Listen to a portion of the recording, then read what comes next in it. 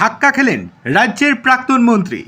রাজ্যের প্রাক্তন মন্ত্রী ইন্দ্রনীল সেনের আগাম জামিনের আবেদন খারিজ করে দিল আদালত। সরকারি আইনজীবীর বক্তব্য, আগাম জামিনের আবেদন খারিজ হওয়ায় আর তাকে গ্রেপ্তারে কোনো বাধা রইল না। তোলাবাজি ও ভয় দেখানো সংক্রান্ত মামলায় রাজ্যের প্রাক্তন মন্ত্রী তথা চন্দননগরের প্রাক্তন বিধায়ক ইন্দ্রনীল সেনের আগাম জামিন বাতিল করেছে আদালত। মঙ্গলবার চুঁচুড়ার প্রথম দায়রা আদালতে ইন্দ্রনীল সেনের আগাম জামিনের শুনানি ছিল।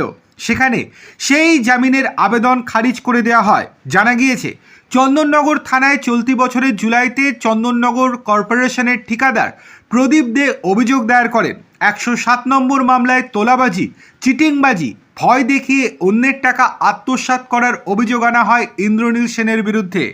এই মামলাতে আগেই গ্রেপ্তার করা হয়েছে চন্দননগর কর্পোরেশনের প্রাক্তন ডেপুটি মেয়র মুন্না আগরওয়ালকে। এই দিন ধৃতকে আদালতে পেশ করা হয়। তার জামিনের আবেদন পরিষ্কারভাবে বাতিল করে দেওয়া হয়েছে।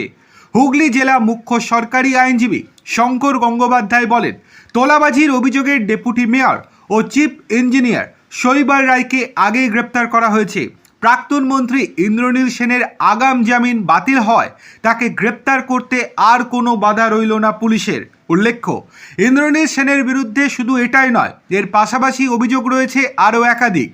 অভিযোগ, চন্দননগর বিধানসভা উৎসবের নাম করে প্রভাবশালী মানুষের থেকে টাকা তুলে ব্যক্তিগতভাবে আত্মসাৎ করেছেন বহুদিন ধরে। রাজ্যের পালা বদলের পরেই ইন্দ্রনীল সেনের বিরুদ্ধে শিল্পীদের একাংশ প্রকাশ্যে নানা বিষয়ে ক্ষোভ দেখিয়েছেন। তৃণমূল সরকারের পৃষ্ঠপোষক না হলে সরকারি অনুষ্ঠানে সুযোগ না পাওয়ার মতো নানা অভিযোগ তুলেছেন শিল্পীরা। এবারে আগাম জামিন বাতিল হয় কার্যত বিপাকে পড়লেন প্রাক্তন মন্ত্রী।